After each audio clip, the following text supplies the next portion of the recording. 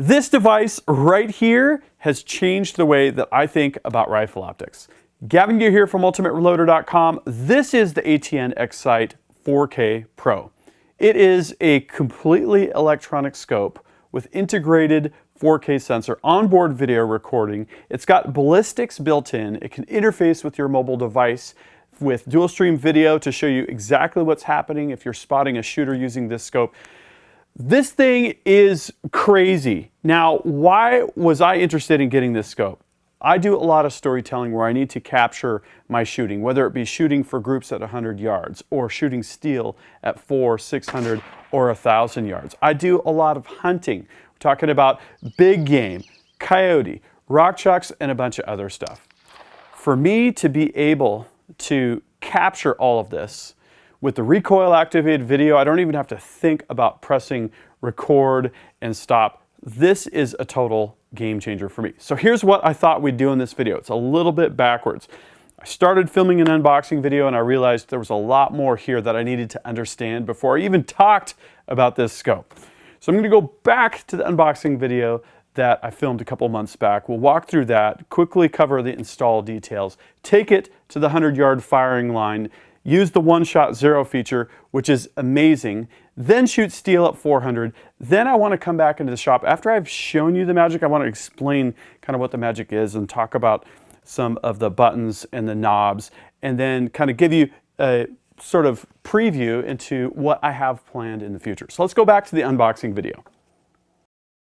So let's look inside the box. The only thing I've done is to just crack the box. I plugged in a USB-C cable, plugged it into the wall so that I could charge it up because I'm just about to head out to the range to get this rifle scope sighted in and everything set up. Okay, so it looks like we have a sun shield here.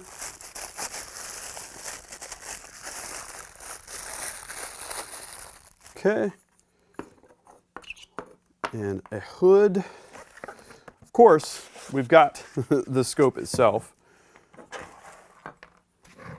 Beautiful. Here it is, 5 to 20 power. Okay. And we've got some mounting hardware. One of the things that I do like about this scope is that it comes with an IR illuminator. One of the things I plan on using this for right away is coyote hunting. Okay, there's a front ring brace. Got some batteries.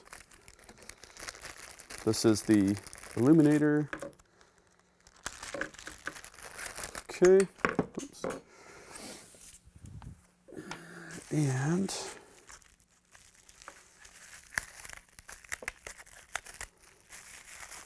more mounting hardware, another ring base,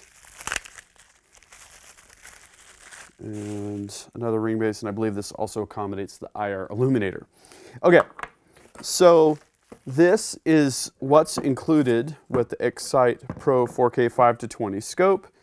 And what I'm going to do is read the instructions. I'm going to install the scope on my AR-15, and I'll walk you through that process in just a minute.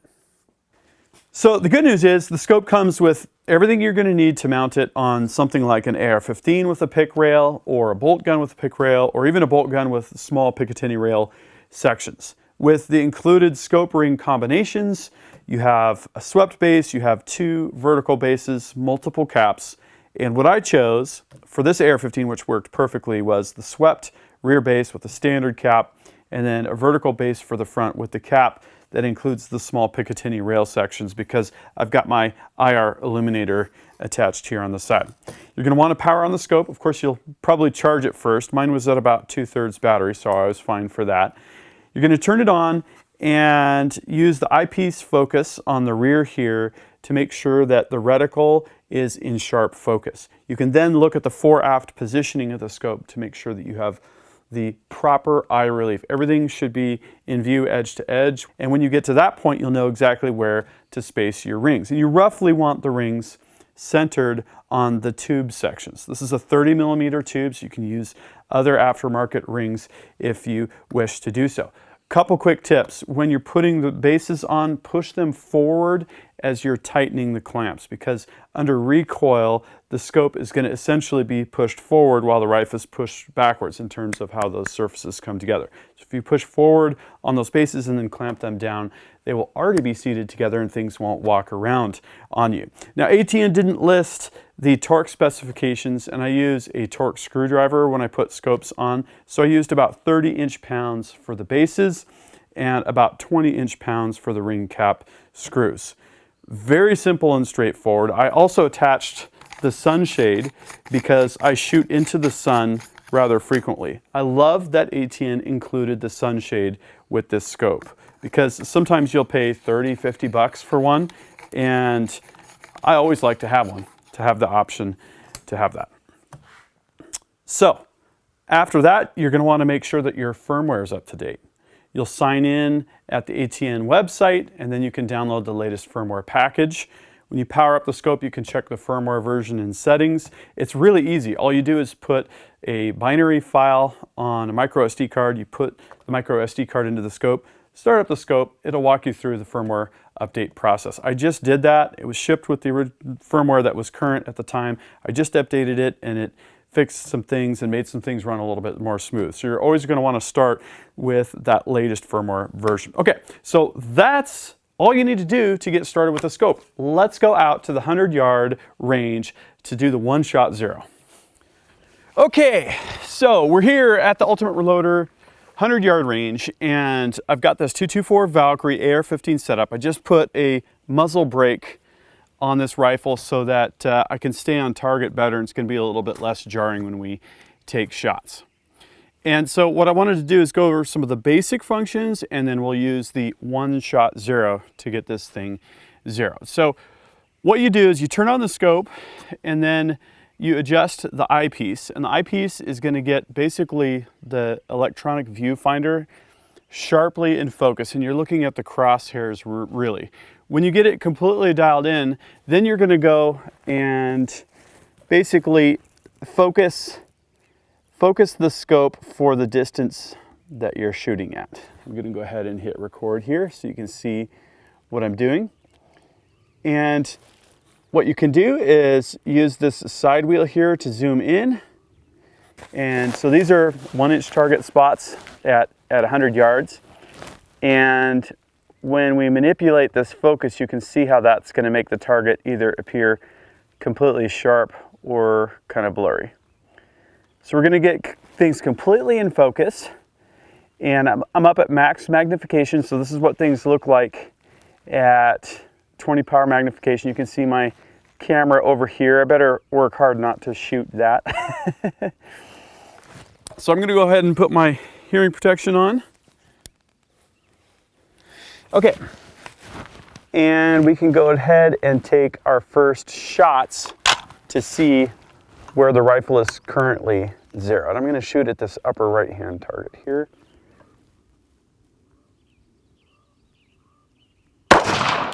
Okay, and you can see here the shot hit a little bit low and a little bit to the left. So I'm going to go ahead and do my one-shot zero, and I'm going to have to show this to you on a different screen because you can't record video and get the UI at the same time. Okay, so I've got the crosshairs lined up with where I'm aiming, and I'm just going to drag things over very carefully to where the shot landed. Okay. And when you're done, you'll basically see the crosshairs completely centered on the aiming point, and then the cursor, as it were, set on where the shot landed. Okay, save and exit. All right, I'm gonna start video recording here again because I've dismissed that UI. Okay, so let's take another shot at that same aiming point here, the spot.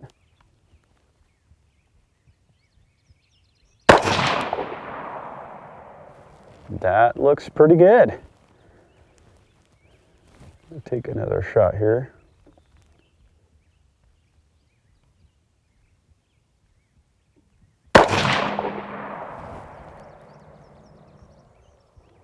One more.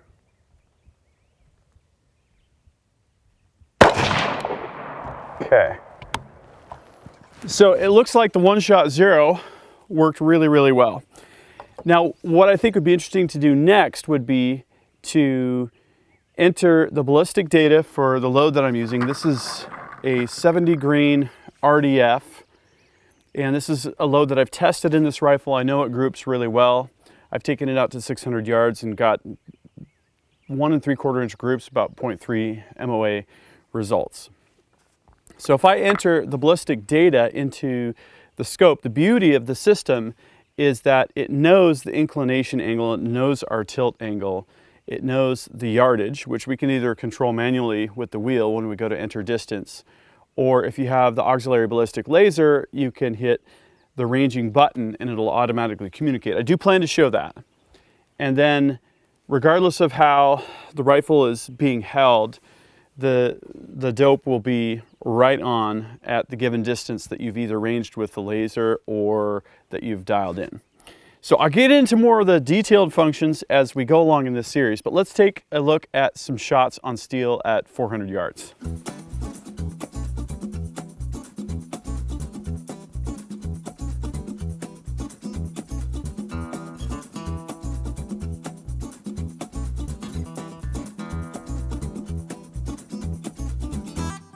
Okay, so I'm here at 400 yards. I've got the drone out there. Let's see how good the dope calculations here are. Still wind, shouldn't be much of an issue.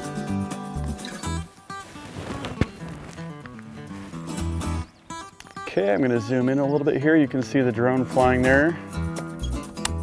Okay, we'll double check our focus. Looking good.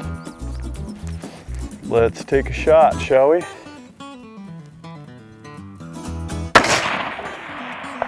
Got it.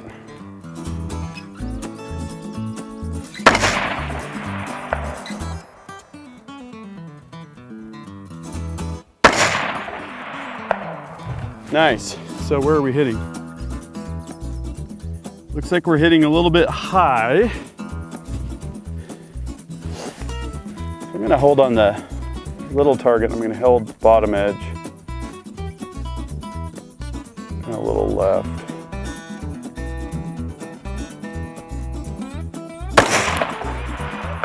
Got it! First try. Oh, that's fun. Success at 400 yards. So let me give you a quick tour of the exterior of the scope. On the eyepiece, there is a focus ring. This focus ring is used to bring the electronic viewfinder into sharp focus, the crosshairs and all the user interface elements. That's the first thing you're going to want to do. Once you get that in focus and you're looking at a certain distance, then you're going to want to use the focus ring to bring what the scope is looking at out the front into sharp, crystal clear focus. Then when you're shooting at different ranges or scouting at different ranges and you're looking a little bit further or a little bit closer, you're going to want to use that front ring to bring that image back into focus. Once you've set the rear ring, you shouldn't really have to mess with that a whole lot, although it's not a bad idea to check it occasionally to make sure it hasn't drifted.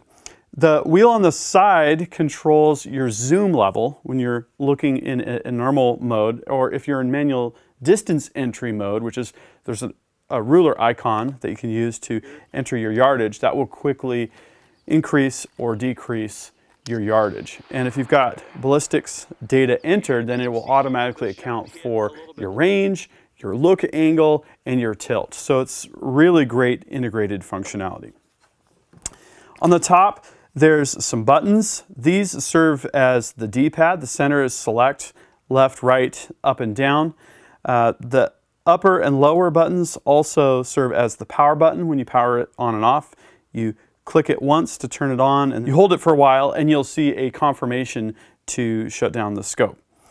The bottom button is also used to exit the carousel, which is the main high-level navigation menu, or to exit menus. If you've got an auxiliary ballistic laser hooked up, or if you've got BIX technology enabled with the ballistics information exchange, then this will enter your current yardage based on whatever laser rangefinder is being used at the time. And then let's take a look at the other side here. So here I've got my IR illuminator mounted, but behind that you can see there's two rubber covers here. The first is for the USB-C port. I like the fact that it has USB-C for charging because that's the new standard. And then there's the micro SD card slot. So those are easy to get to, and I might move this IR illuminator to the other side because it'll give me better access to that micro SD card slot. So that's an overview of the exterior. Let's take a look at some of the other functions like the dual stream video and the Obsidian 4 app. So I've already connected to Wi-Fi. That means I can just launch the Obsidian 4 app. Our device is going to show up over Wi-Fi. We'll just tap on that and then it loads the main navigation menu. We have multiple options here. We can enter the system menu, and that enables us to set pretty much all the settings that we can set directly through the scope, which is great. We can go to the environment. This is extra handy if you're shooting in the field because we can do things like enter the wind direction and the wind speed. Notice it automatically picks up our altitude from GPS. Love that.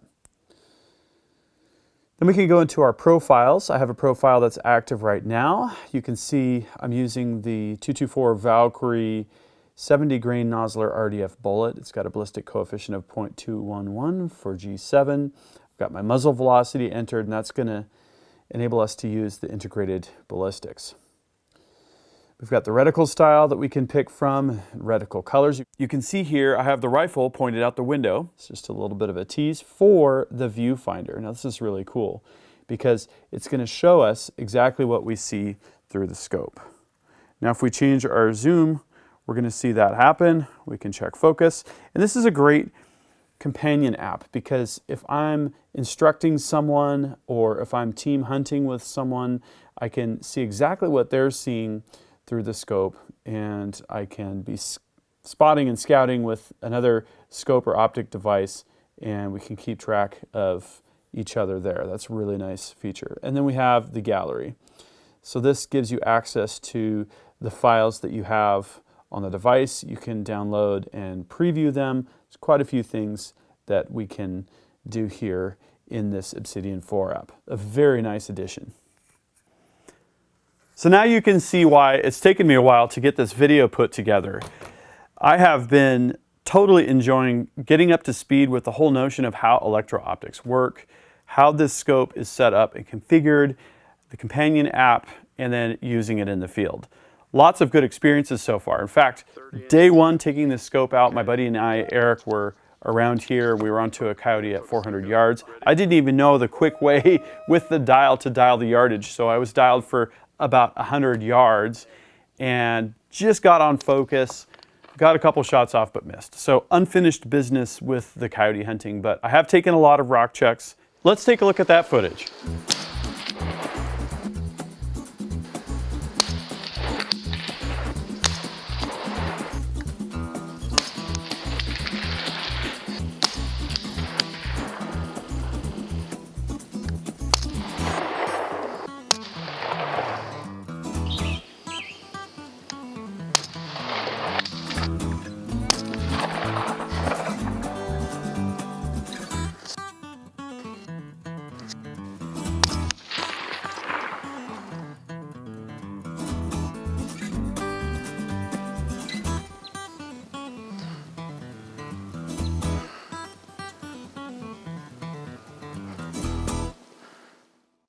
I also had the casual footage that I took with the deer, which makes me really look forward to this fall.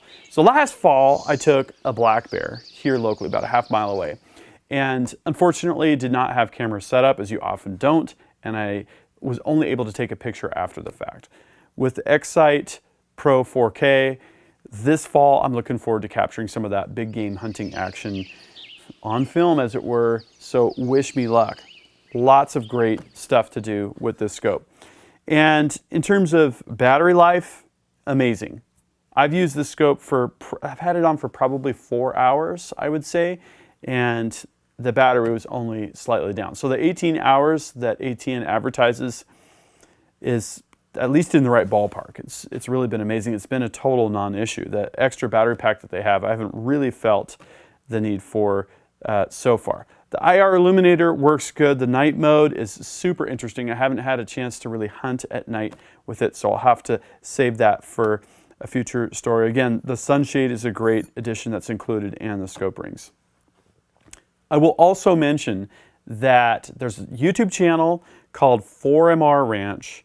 This guy, Kyle, he does a lot of really great stories with ATN optics. He's got the X-Sight Pro 4K. He's got some of the thermal night vision stuff, which I will also be covering on the channel, so stay tuned for that. You're going to want to subscribe to his channel and check out his stuff if you are interested in the day-night stuff or the thermal night vision stuff. So lots more stories coming. Do you have thoughts? Please drop a comment. What do you think of this scope? What do you think of electro-optics? What are your questions? Just fire off some comments and I'll reply to you guys.